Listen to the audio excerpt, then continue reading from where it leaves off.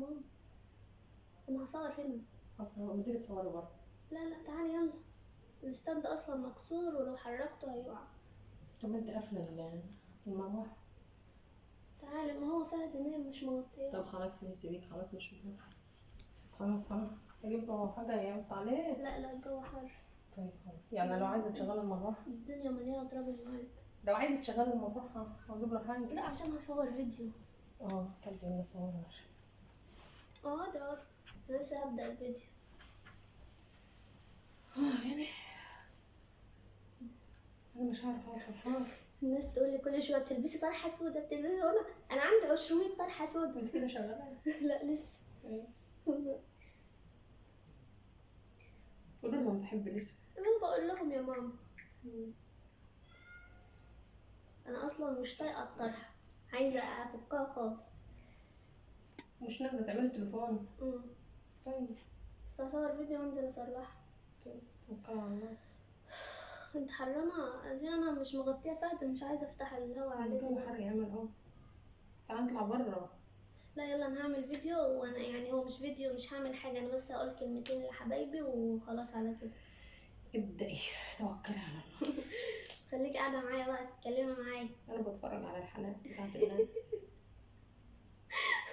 بعد اذنك انا شحنه الواي فاي هتخلصيه. استنى هبدأ الفيديو بقى. الطرحه كده حلوه ولا لفها؟ زين عشان انا مش لفاها، انا لابساها كده بس عشان زهقان. حلوه اي حاجه حلوه. حلوه. ابدأ يلا. بسم الله. توكل على الله. بسم الله. ازيكم عاملين ايه؟ وحشتوني قوي. I love you، ويا رب دايما تكونوا في سعادة وهنا. واحنا دلوقتي بالليل، يعني المغرب كده تقريبا. النهاردة انا جايه لكم في موضوع. استنى يا بنت الناس اللي معانا. سلمي يا ماما قاعدة معايا. ازيكم يا اولاد؟ عاملين ايه؟ وحشينا من امبارح، من ساعة البث وانتوا وحشين. وحشيني والله. طبعا فخدي نايم اهو الحمد لله يعني حبيبتي. بس حرام ما تبصيش وانا برضه. اصحى بقى، وحشتني. يا لا وحشني يا ماما. صاحي مطفحنا نايم تقعد تبصوا ولا ايه؟ الإضاءة بتروح وتيجي ليه؟ حلوة. يلا أي حاجة. عارف انا بقول لك بره احسن، بس يلا خلصنا عشان نمشي. الستاند يا دوبك انا وقفته كده مش عارفه احركه. يعني انا عايزه اجيب ستاند وعايزه اصلح التليفون، الدنيا خربانه يعني. التليفون بتاعها وقع فجأة كده. يلا بس فجأة تيجي على التليفون. لا انا كنت بقول لهم في فيديو ان فهد كل شويه وقع التليفون ومش بيتكسر.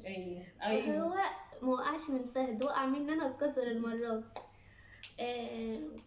الموضوع اللي انا هتكلم فيه ده يعني اول مره انت تعرفيه وحبيت اقوله لك يعني كمفاجاه كده قدام الناس. مفاجاه قدام الناس. علشان هما عاوزاهم هما اول ناس يعرفوا كل حاجه. ماشي، ان ما عجبنيش مش هنذيع الفيديو، لو عجبنا هنذيعه. يعني ما انا ممكن اذيعه عادي من غير ما انت تعرفي يعني. انت عشان قلتي كلمتين في البث ليك الحق انك تمسكي تنشري وما تنشريش ولا ايه؟ النهارده انا اسعد واحده في الدنيا. انا متوتره مش عارفه اتكلم، مكسوفه يا ماما. لا يا اختي. هو الموضوع هتتجوزي ولا يعني النهارده يعني انا مش كنت مرتبطه. يعني في شخص دخل حياتي غير لي كل حياتي بمعنى الكلمه. طبعا ماما ما تعرفش الكلام ده، اول مره اقوله يعني. والنهارده يعني اخد خطوه. نكس جوافه، يعني قصدها نكس جوافه عادي. اخد خطوه وهو جاي يخطبني. فانا النهارده مبسوطه قوي وجايه اعرفكم عشان تباركولي وتفرحوا معايا وكده، وماما كمان يعني. مش شايفيني يا اولاد؟ طبعا وقت ماما مبسوطه. شايفيني؟ انا بقول لهم شايفيني، يعني المفروض انتوا تقولوا لي الاول وبعد كده نتكلم. انت مش كنت امبارح في البث نفسك ان انا اتخطب او اتجوز؟ يعني مسافه ما نمنا وصحينا الخطوبه. ما هو انا بعت له رساله قلت له شوف انت عاوز تعمل ايه وعايز تيجي تخطبني تعالى، يعني مامتي عاوزة تخطبني. طب والنبي اديله رقم بعد اذنك يعني عشان نتكلموا. لا ما هو المفروض يا ماما انا اوافق او ارفض وبعد كده لا انت ما عدتش هتوافقي وترفضي، انا اللي اكلمه واقول يعني انت مش عشان فرحانة لي يا ماما؟ اقفلوا بعضنا نبقى نكمل. لا معلش، هما لازم يعرفوا كل حاجة، هما بيحبوني كده على طبيعتي وبيحبوا يعني ان انا اتكلم كده من غير بقى مونتاج ولا اي حاجة، وانا اصلا مش محضرة للكلام خالص. ف الموضوع ده مفرحني قوي، وهو ده الشخص المناسب يعني هأمنه على نفسي وعلى حياتي وكده. فهو بس في مشكلة طب ممكن صغيرة. تعرف امك بس يعني حضرته ما انا منين بعرفك اهو يا ولا؟ ماما، هو جارنا هنا. والله ما شاء الله. ايوه. بعدين اباركم كده، مم. انت شايفه ما عندناش هنا جيران غير شويه قطط طب وكلاب. حضرتك شفتين احنا تاني قاعدين في ولا؟ الصحراء يعني. حضرتك ما بتتنقليش من باب الشقه لا ولا معجب؟ هو كان معجب وبعدين قال لي انه عايز يخطبني النهارده. انت هتزاي الكلام ده بصراحه؟ ايه يا ماما؟ انت عامله ايه؟ مش عارفه والله. كملي كملوا بعد كده اقول لك هيزعل ولا مش هيزعل. طيب ماشي، انت حاسه انت مش مبسوطه ليه كده؟ طب ما يعني تكملي انت يا عايز تقف بنتي. في طريقي يا ماما؟ لا اتوكل على الله. يعني انا بقول لك انا مرتاحه خلاص بقى. خلاص طالما انا مرتاحه مش مهم اي حاجه تانية. انت بترتاحي للقطه اللي ماشيه يلا يا اختي. تقولي طيب القطه اللي ماشيه كده بتقولي طيبه يا ماما. قول. انا كنت بقول ايه؟ يعني نفسي. ما تقاطعنيش يا ماما بعد اذنك، حاضر. يعني انا كفايه ان انا متوتره وفرحانه وكده. طيب حاضر. فحتى شوفوا ماسكه ايدي ازاي. عاوزه اقول لكم ان هو انسان متدين جدا و ان شاء الله. بس هو في مشكله صغيره، يعني هو متدين في دينه هو. آه،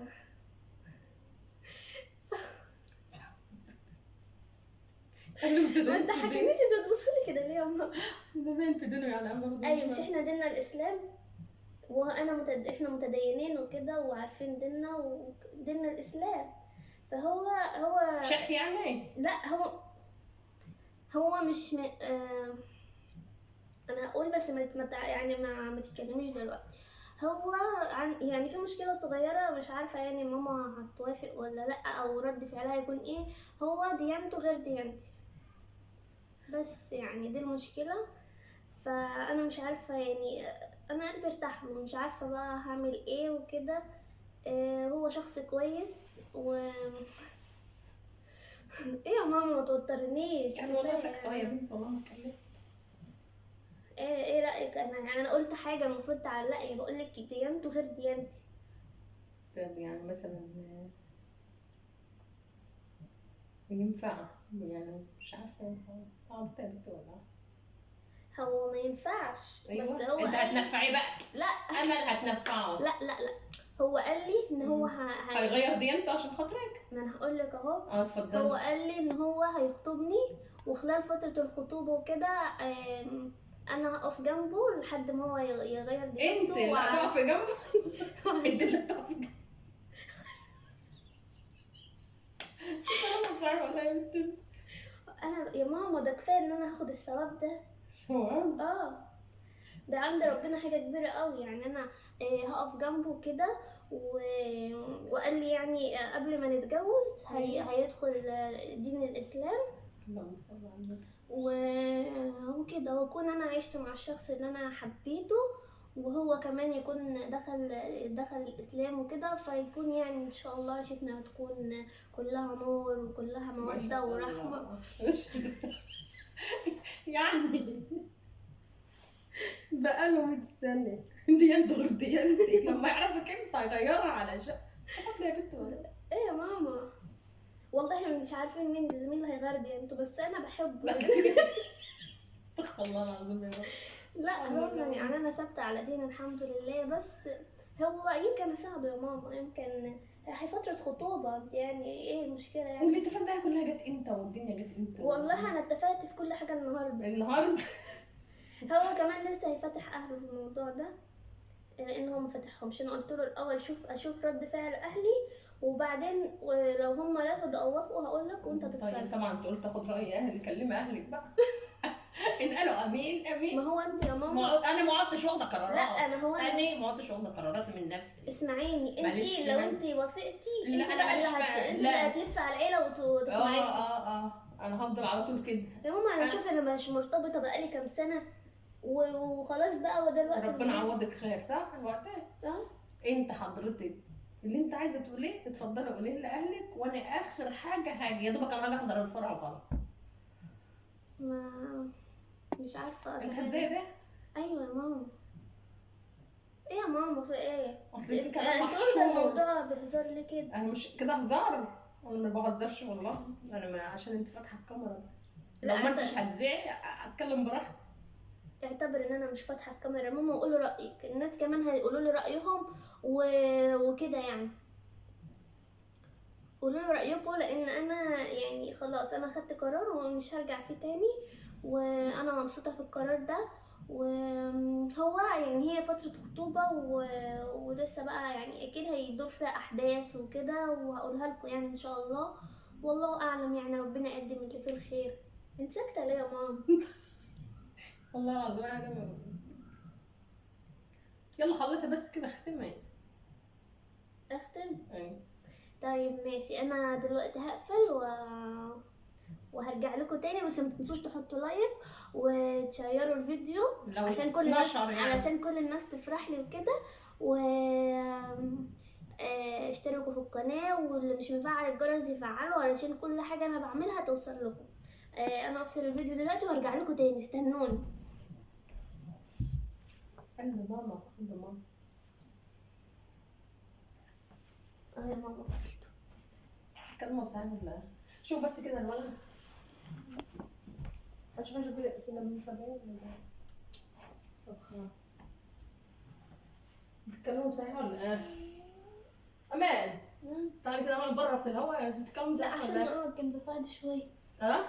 انت بقولك ايه، انت في ايه؟ بتتكلموا بصحيح ولا ايه؟ انا بتكلم جد وانت عماله بتضحكي وتهزري، الناس ما يصدقونيش كده. طب هو انت يعني مثلا عايز تقولي حاجه تقولها وانت بتصوري، انت هبله يا بنت ولا ايه؟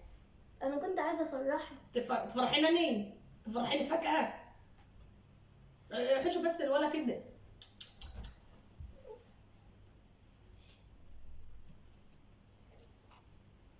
هو بيحب يتقلب وهو نايم.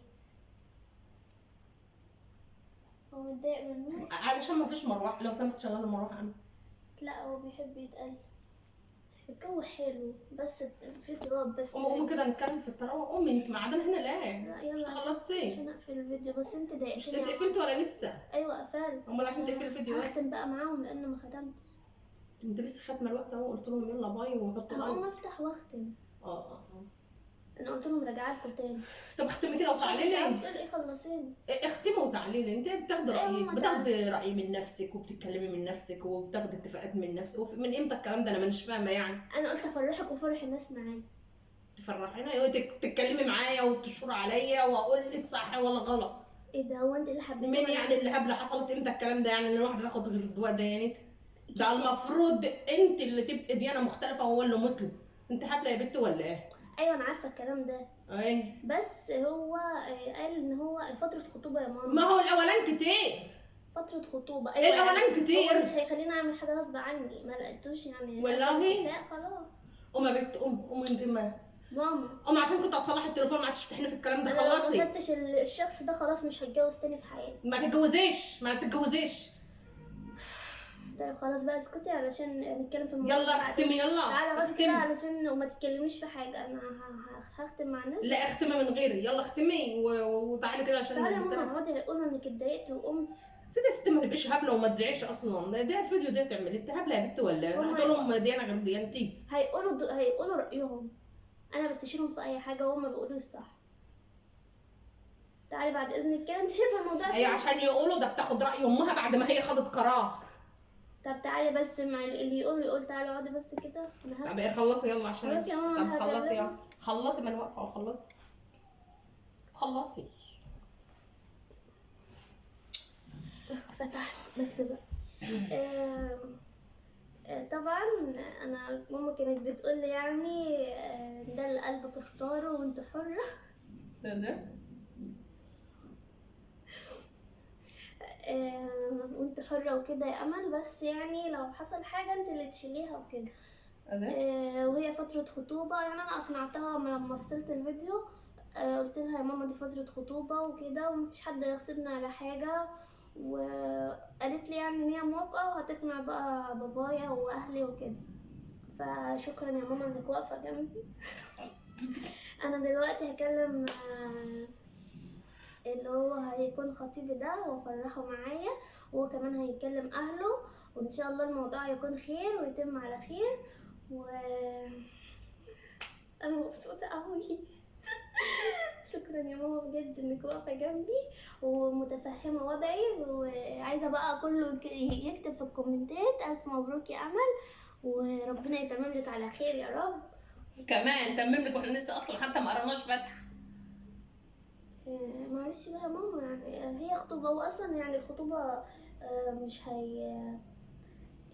مش هيكون فيها قراية فاتحة او كده، يعني هتكون بقى خطوبة كده وخلاص. يعني حتى مش، انا قلت له كمان مش عاوزة اي حاجة ولا دبلة ولا اي حاجة. هيقرا الفاتحه يعني عادي زينا ولا مش ممكن تقولي لامك بعد اذنك جنسيته ايه؟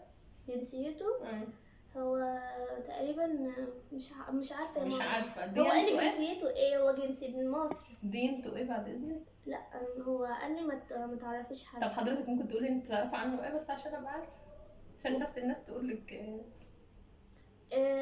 اعرف عنه ان مامته ست طيبة مامته. احنا ملناش دعوه بمامته، احنا لينا دعوه.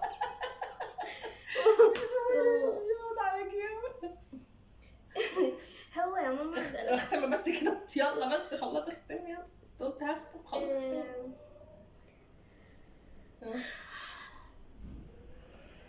سمع صوت الهواء تراب. يا لهوي. عاوزه اقول لكم ان احنا هنا في صحراء، التراب حاجه فظيعه فظيعه، والحشرات اول مره اشوفها. ربنا يستر يعني. خلاص بقى يا ماما انا حسيتوا ان احنا في جنينه حيوانات. ده حتى هو بيقول لي يعني كمان بيحب التراب زيي. والله بحب التراب زي فكل مواصفاته نفس يعني متطابقه معايا، حتى الاكل اللي انا بحبه هو بيحبه، كل حاجه بحبها هو بيحبها. ان شاء الله لو في جديد امل هتعرفكم باذن الله. خلاص يا ماما انت مستحلفاني ولا ايه؟ هو ايه يلا اختمي دي. يلا اختمي. طب اختمي انت يلا. يلا يا جماعه مع الف سلامه، وفي لو في جديد اللي قريب مني يجي ينقذني. امل ان شاء الله باذن الله هتعرفكم الجديد باذن الله. طبعا يا جماعه عاوزه اقول حاجه، استني يا ماما استني اقول حاجه. طبعا يا جماعه ده مقلب في ماما. قومي. الا ده انت تعالي هنا تعالي. والله لا جايه. والله ماني جايه. شايفاكي يعني اتبسطت وفرحتي كده وجريت.